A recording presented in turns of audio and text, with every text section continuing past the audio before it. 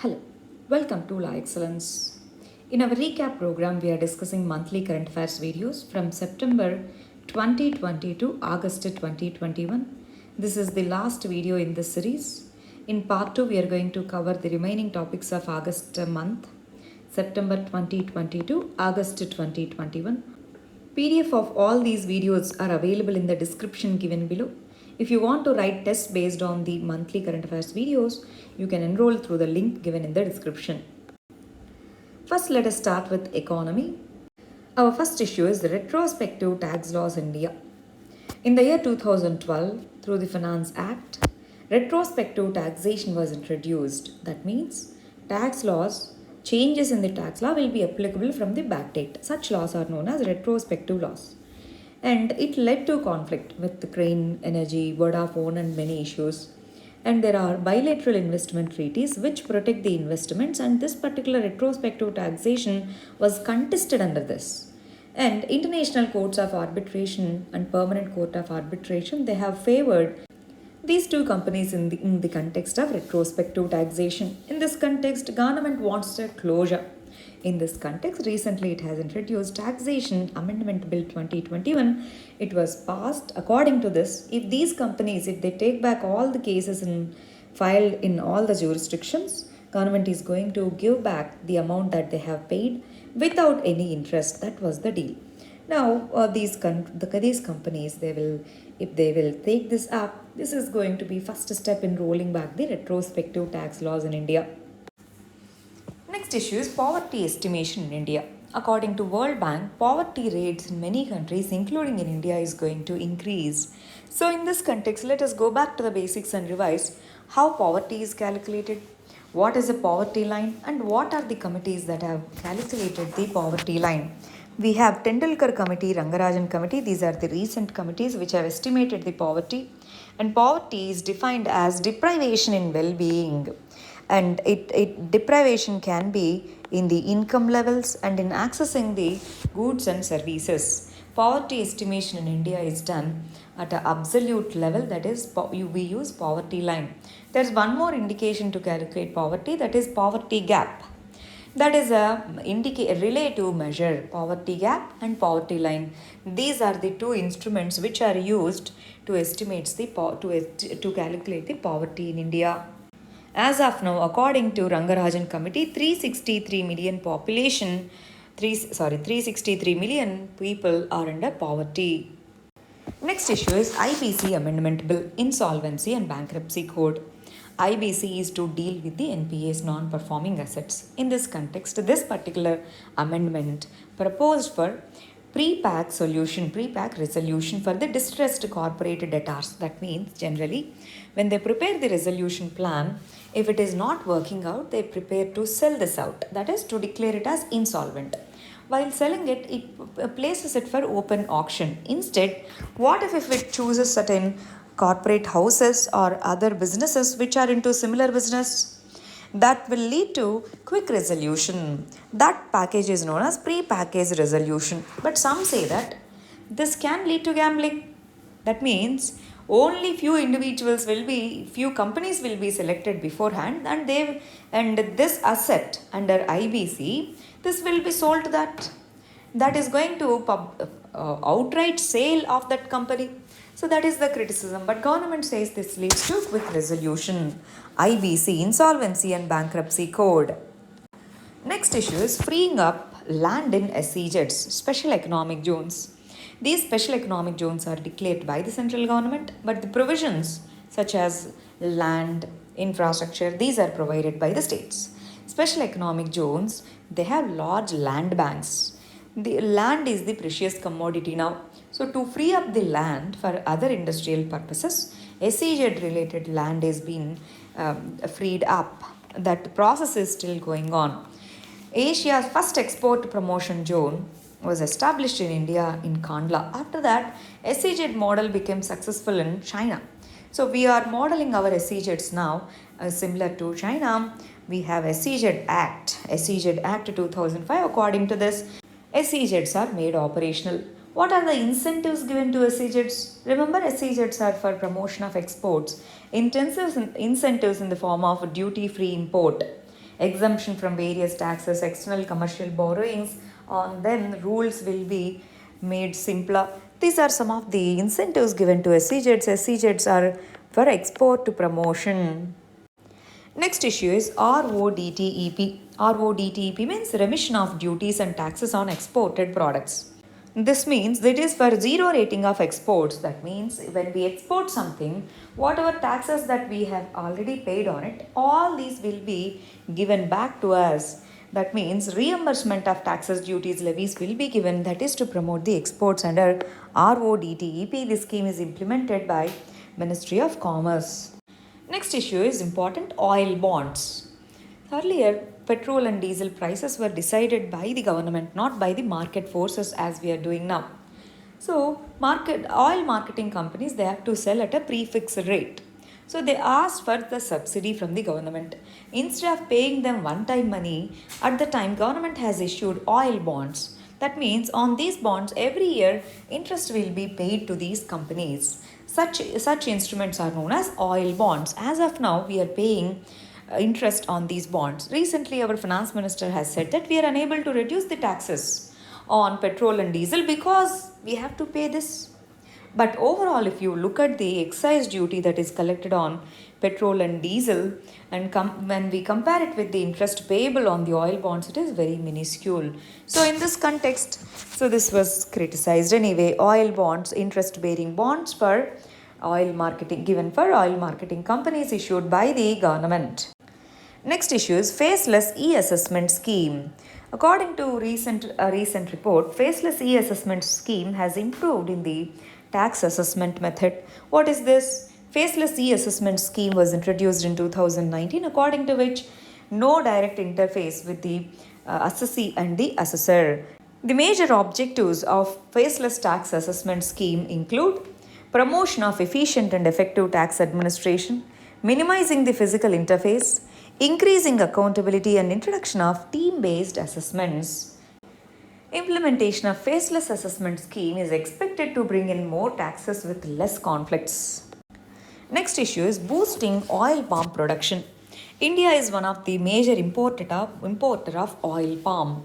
That is why recently National Mission on Edible Oil, Palm Oil, this scheme was introduced. It's a centrally sponsored scheme under which government will focus specially on northeastern region and Andaman Nicobar Island region.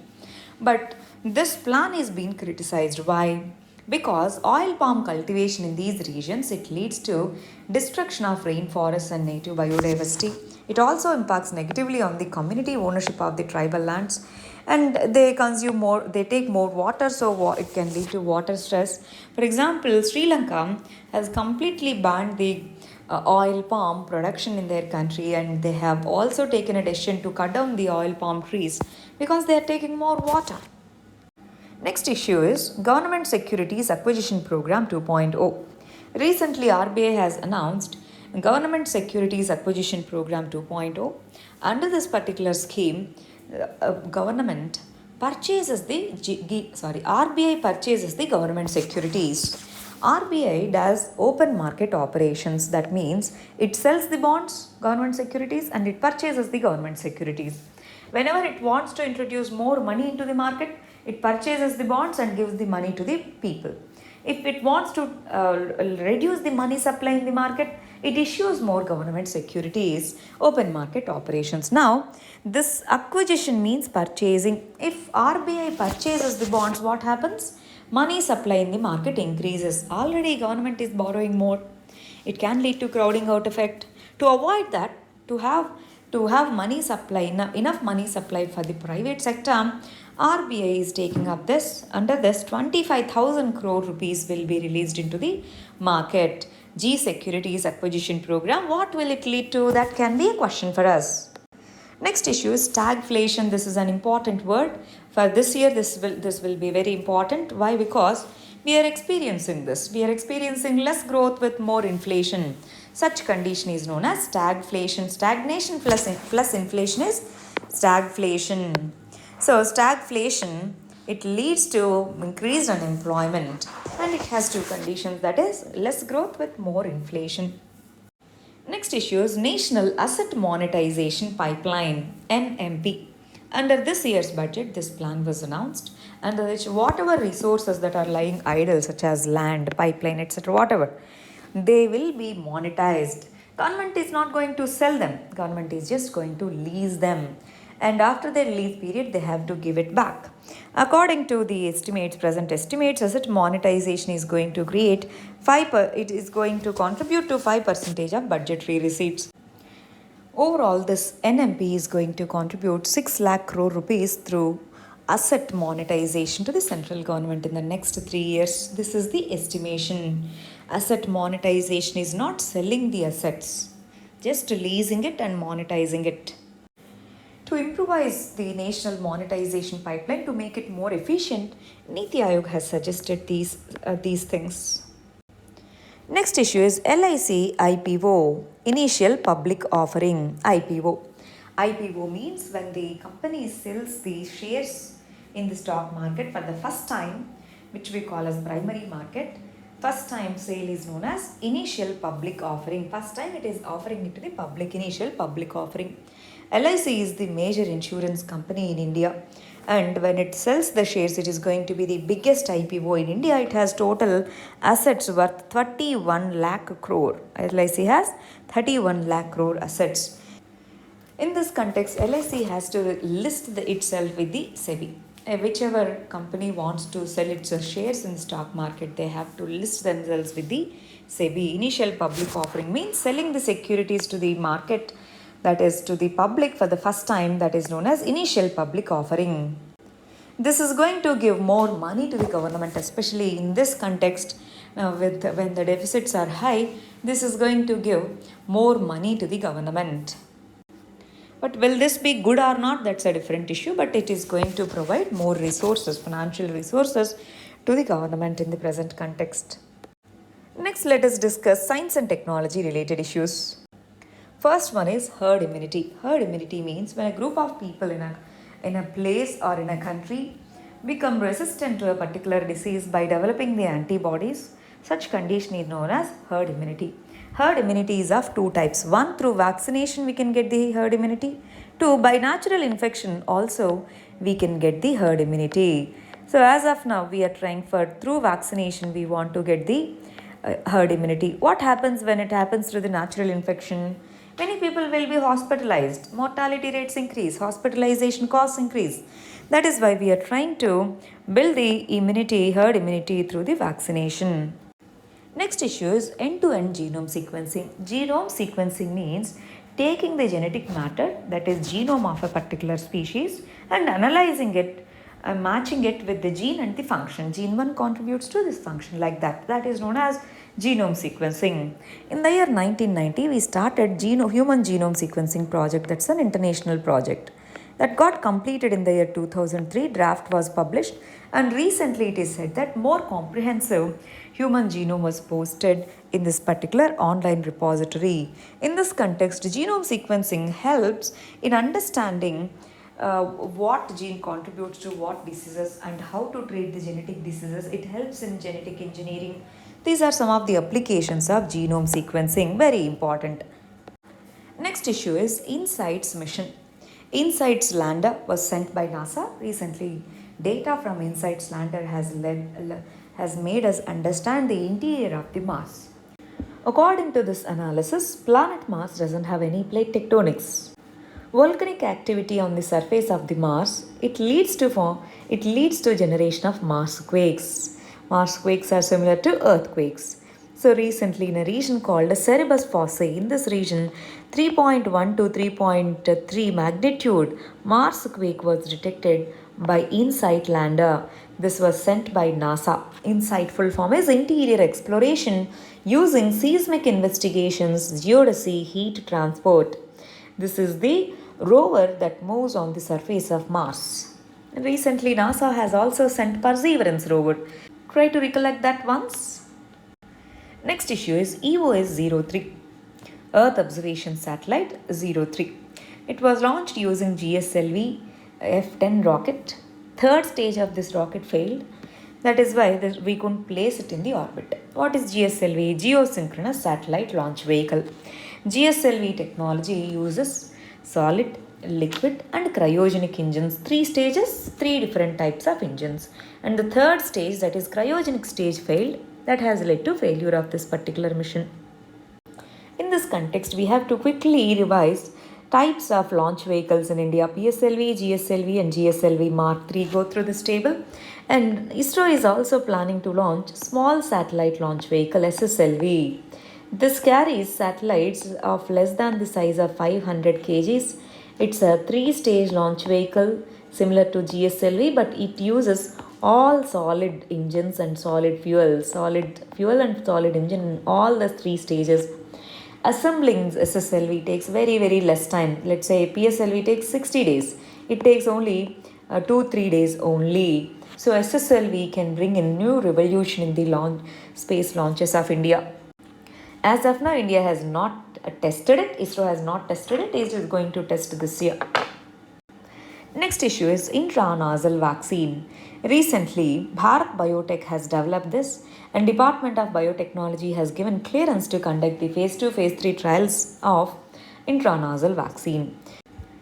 This vaccine has successfully completed phase 1 and it has proven safe and immunogenic.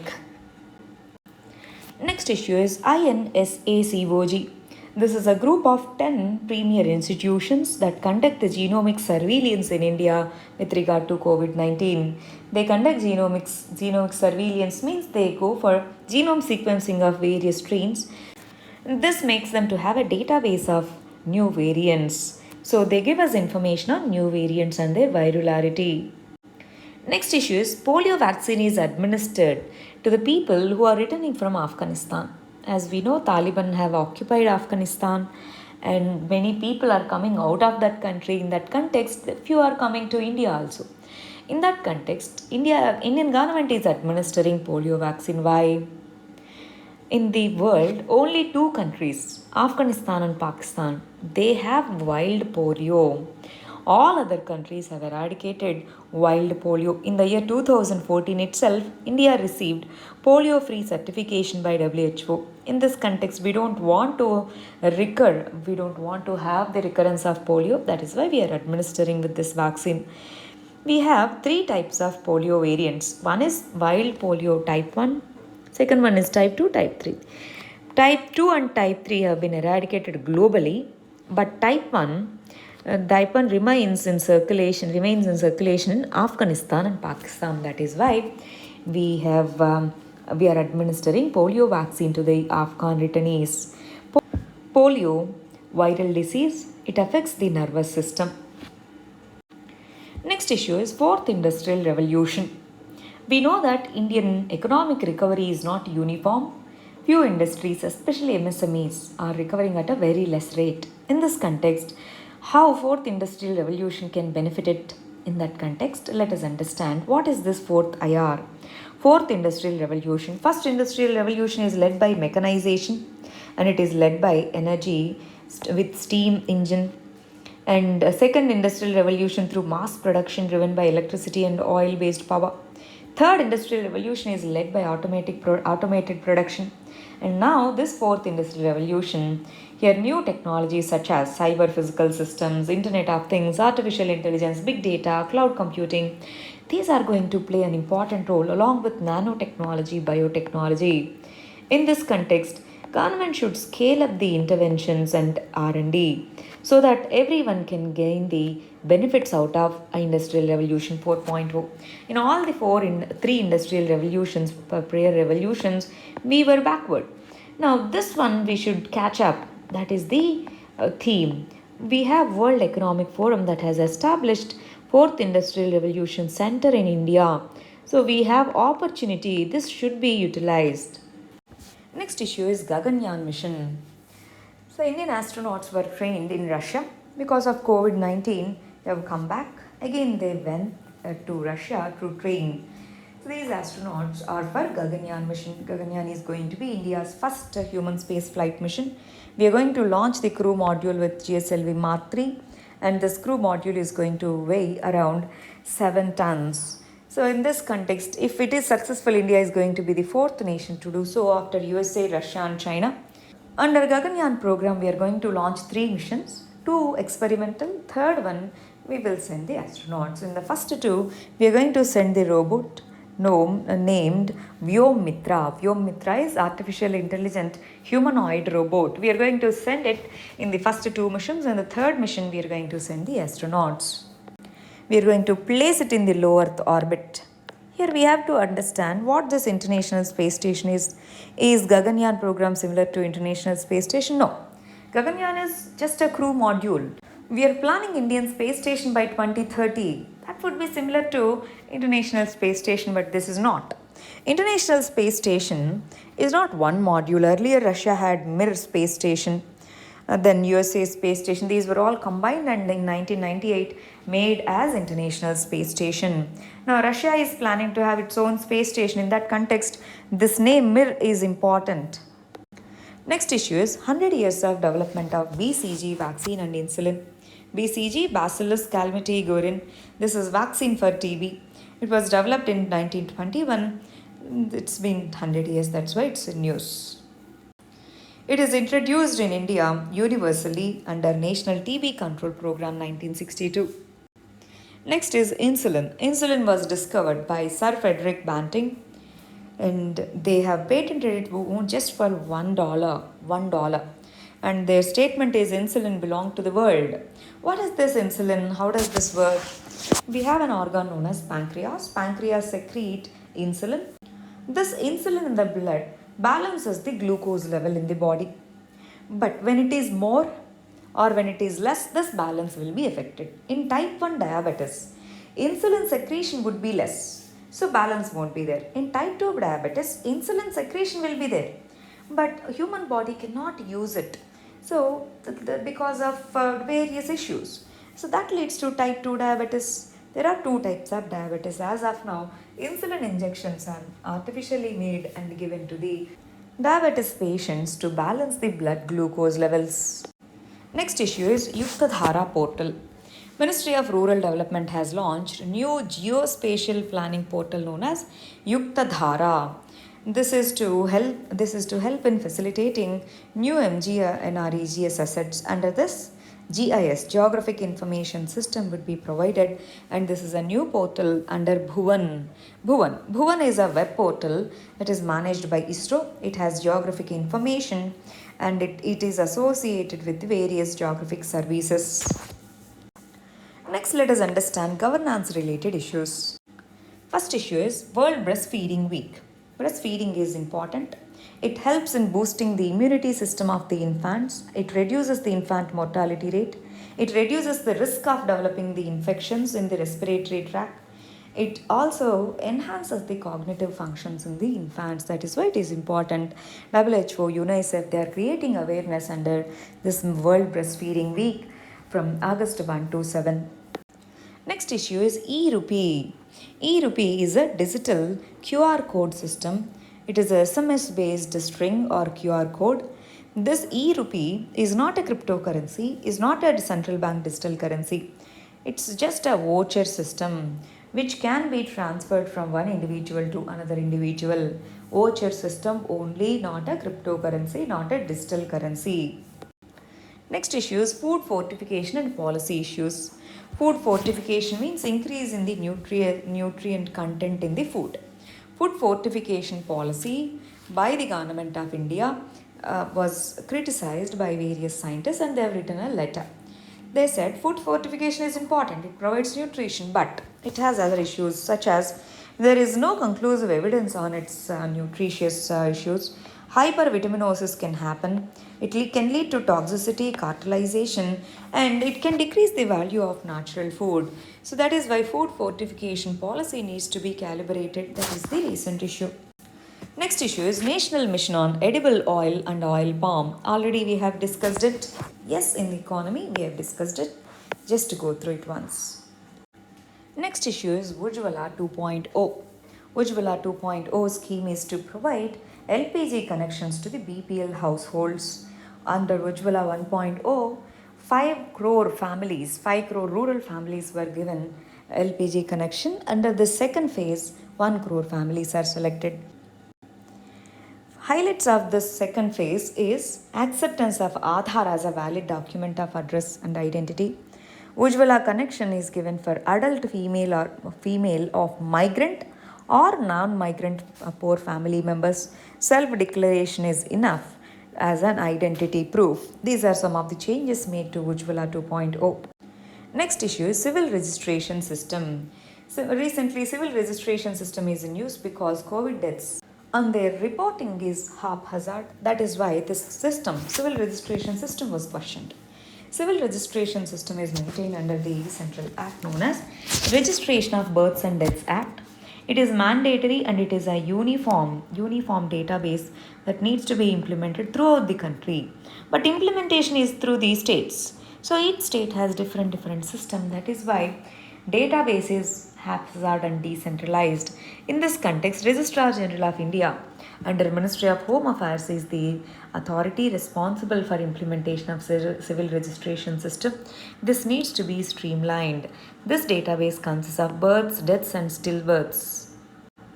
Official certification or legal documents with regard to birth and death is through this civil registration system only. Next issue is vehicle scrappage policy. To take out old vehicles which contribute to pollution on the roads, this vehicle scrappage policy was announced. One, it reduces the pollution. Two, it gives more boost to the automobile sector. And these are the incentives announced under this vehicle scrappage policy. Under this, one important thing is all the government offices and all government vehicles are given mandatory 15 years of period of replacement. Next issue is Tribunal Reforms Amendment Bill 2021. Recently, Supreme Court has asked the government to produce the material on why is it introducing the tribunal reforms. See, under this particular Tribunal Reforms Amendment Bill, government has introduced changes to the tribunals and it has scrapped 8 important tribunal appellate bodies. In this context, what is the purpose of tribunals in the first case? It is to provide specialization. 2, it is for faster justice. Now, what is the use of scrapping the appellate tribunal and giving those powers to High Court? Thus, that will increase the burden on the High Court, that will delay the justices or no. That is why Supreme Court has asked the government to explain on this. Next issue is eShram portal. Ministry of Labour has launched eShram portal. It is going to register 38 crore unorganized sector employees from all these categories. This eShram portal is according to the directions of Supreme Court and in the Code of Social Security. Very important, 4 labor codes are there. Code on Social Security. In that also this kind of database was mentioned. That is why Ministry of Labour and Employment brought in National Database on Unorganized Sector Workers. Next issue is Defence Testing Infrastructure Scheme. See, defence equipment, once it is manufactured, they need to be tested for safety and efficiency. So that common infrastructure will be created. For that, the scheme was announced by the Defence Ministry. This will boost the production from MSMEs, startups and other emerging companies. Defence Testing Infrastructure Scheme important. Next issue is Census 2021 and demand for caste census. Recently, many political parties have asked the government to remove 50% limitation on the reservations. For that, they are requesting for conducting the caste census. And they want 2021 census to have a comprehensive caste-based census. See, we have 3 OBC commissions, Kaka Kalelkar Committee, Mandal Committee and recent Rohini Commission. So all these commissions, they have recommended for reservations to OBCs. But how much reservations should be given? As of now, 27%. But many states are requesting that the population of OBCs in their states is more, so they want more representation. So in that context, they want to conduct a caste census. That is why they have requested for the central government, but central government has not given that assurance. Next issue is Swachh Survekshan. Swachh Survekshan survey is conducted. It's an annual survey conducted in the urban areas by Ministry of Urban Development, in the rural areas by Ministry of Jal Shakti. And this Swachh Survekshan is based on these parameters. 40% weightage is given to waste collection, sweeping and transportation, 30% to municipal solid waste processing, 20% to ODF and other aspects. Swachh Survekshan 2021. And it is conducted jointly by Ministry of Urban Affairs and Quality Council of India. Next issue is Sansad Adarsh Grama Yojana. Recently, Minister of Rural Development has informed the Rajya Sabha that under Sansad Adarsh Grama Yojana in the last 5 to 6 years, many achievements are there. What is this scheme? There are 4 components under Sansad Grama Adarsh Yojana: personal, human, economic, and social development programs. Each MP, according to this particular plan, each MP has to take up 3 villages by 2019 and 8 by 2024 and develop the socio-economic and physical infrastructure there. That is the responsibility of the MP under this particular scheme. Recently it is said that this has led to development of infrastructure in these areas. Next is Samriddh scheme. Samriddh is startup accelerators of MeitY for product innovation. This is to promote these software startup companies. Samriddh is under Ministry of Electronics and IT. It is to support the existing and upcoming accelerators. It is applicable to the select IT startups. It is a scheme aimed at creating positive social impact. And it is implemented by MeitY Startup Hub, MESH. Next issue is Mission Karma Yogi. This was introduced in the month of September 2020. Recently, our minister has said that the curriculum for the civil servant should be up to date and should be relevant. In this context, this one, Mission Karma Yogi, is to have continuous training and proper capacity building. Under that, we have a platform known as iGOT platform, integrated government online training. Under this is integrated with the Diksha platform. Up-to-date courses are added. Civil servants can have the opportunity for lifelong learning under this. These are some of the objectives of Mission Karma Yogi. Just go through this once. These are others. Next, let us discuss environment and disaster management related current issues. First issue is vanishing permafrost. About 13% of permafrost in Japan, it is vanished. That means it melted away. So in this context, what is permafrost? What are the effects of it? First, let us understand the meaning of permafrost. Permafrost is the area with the ground temperatures that remain below 0 degrees for more than 2 years. That is known as permafrost region.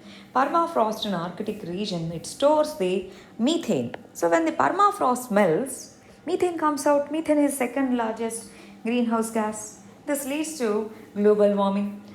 That is why permafrost melting shows negative impact on the environment. Next issue is IPCC 6th Assessment Report.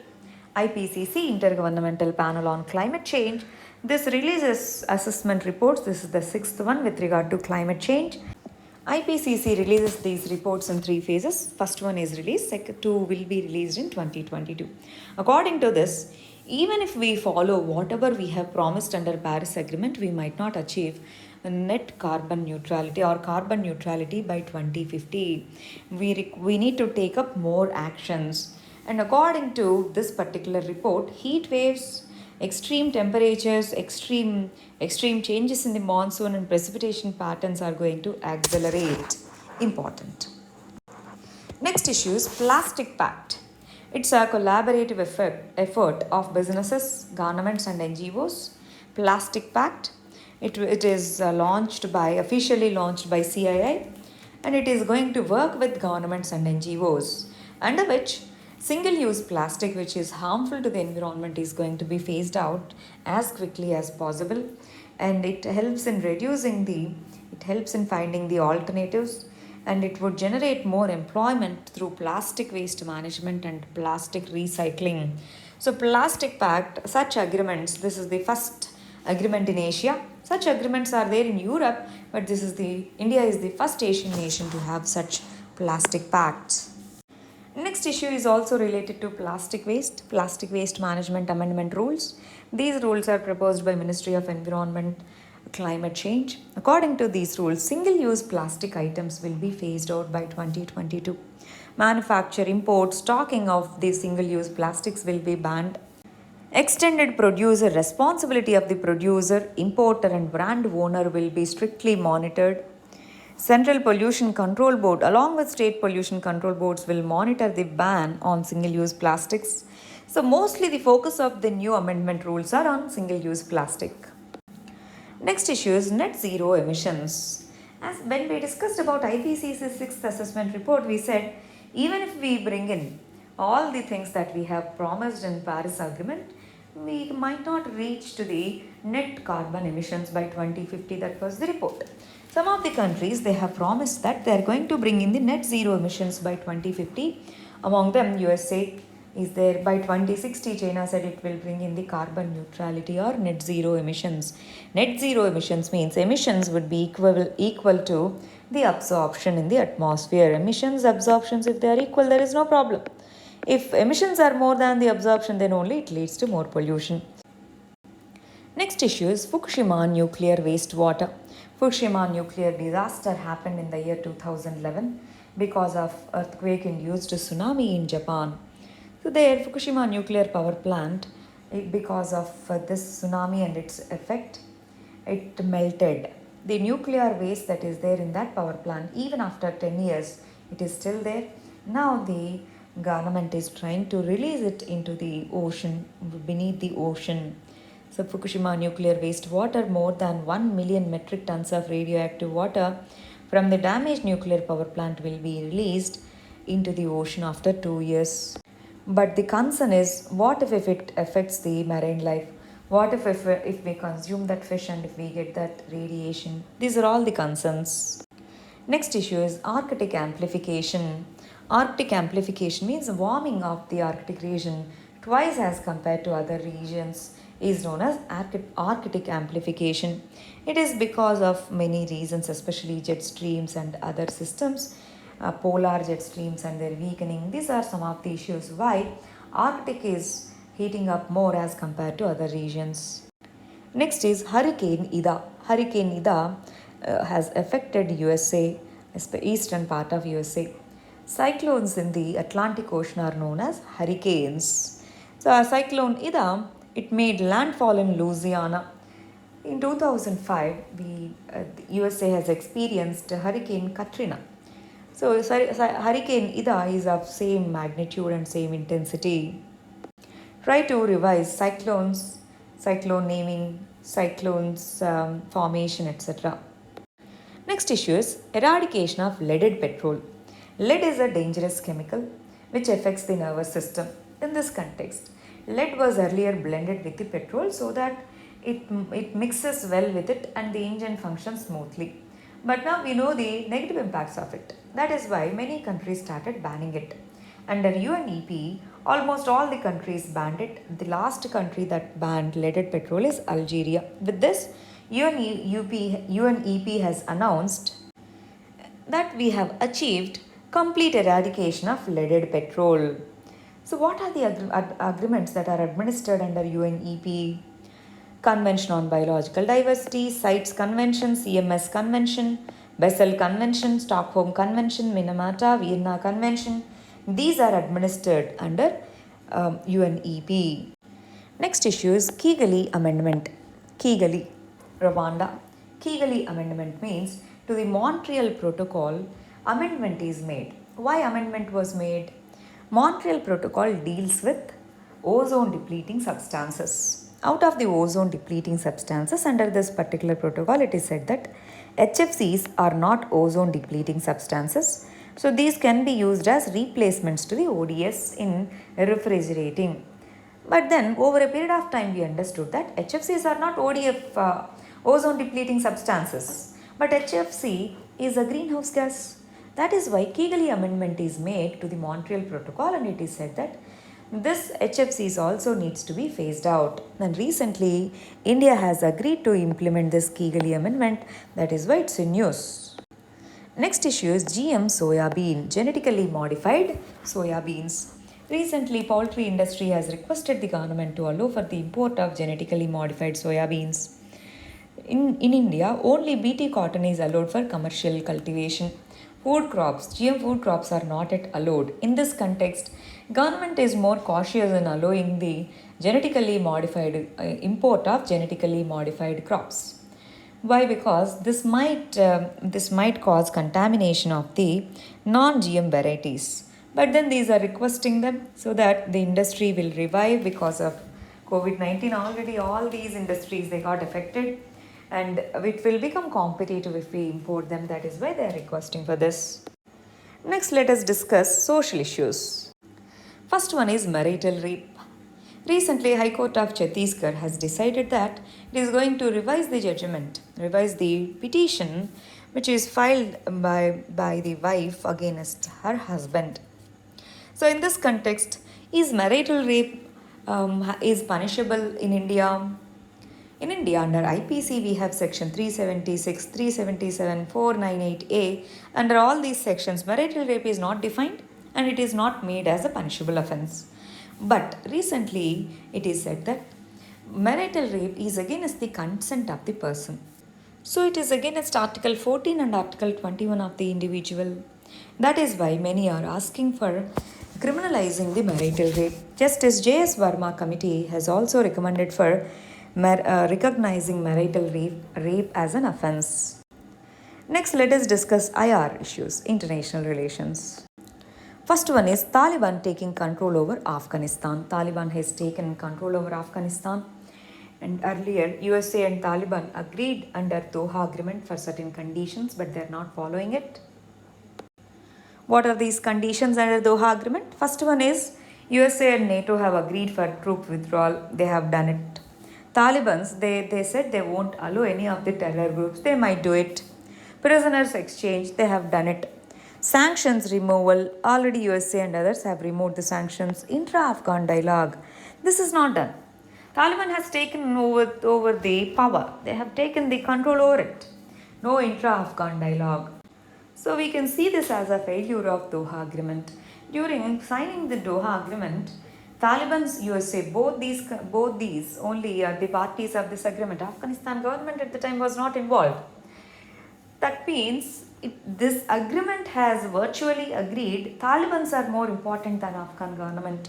So that is also one of the reasons why now Afghan government itself is not there. Talibans have formed the government.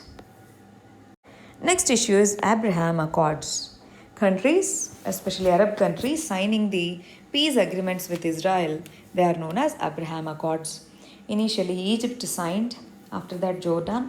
Recently, Bahrain, UAE signed, and then Somalia also signed the Abraham Accords with Israel. Next issue is India-USA trade deal. So we have expected for this trade deal, but this has not moved forward.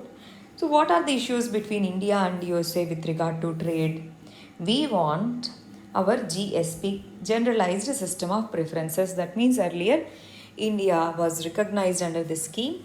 So Indian goods were levied less tariffs. So during Trump's regime it was removed. Now we want to restore it.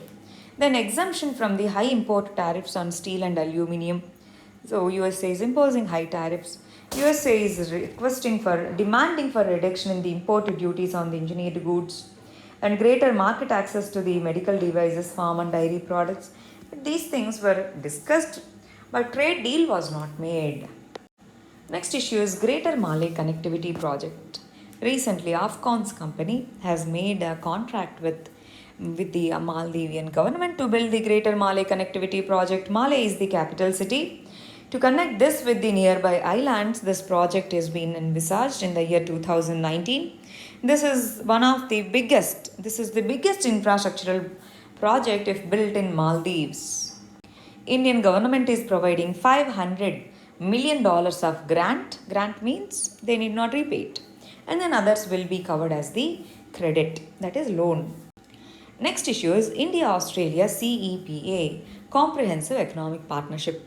India and Australia are negotiating for a comprehensive economic partnership, according to which by this year end, that is by December, both are going to come for early harvest scheme. Early harvest scheme is similar to pilot program.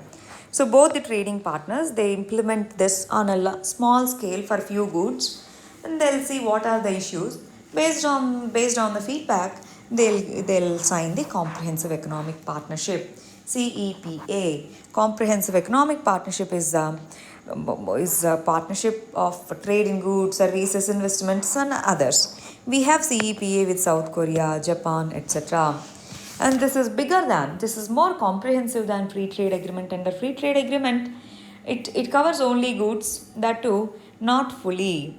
So CEPA is more comprehensive than FTA. Next is International Criminal Court. This was established in the year 2002. India is not part of this. USA, China are not members of this.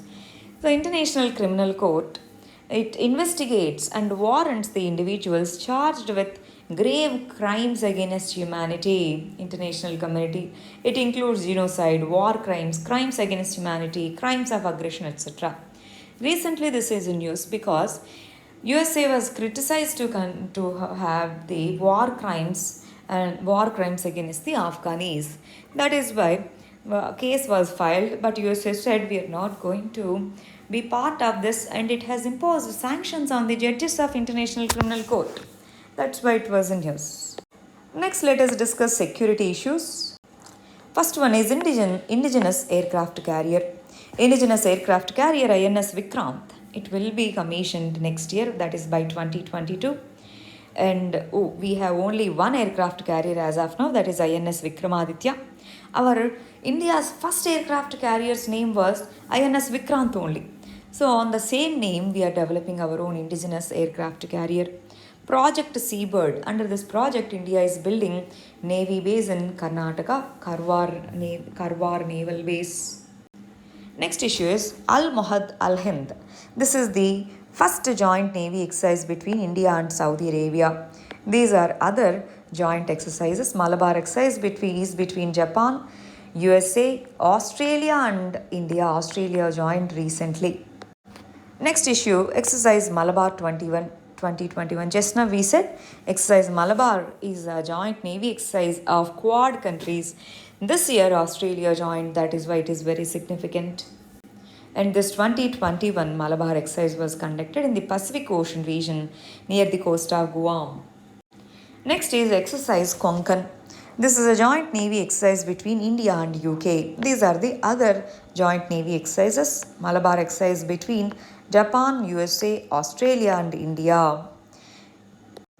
These are the issues of August 21, 2021. This is the last video in this series. Hope this helped. Thank you very much. All the very best.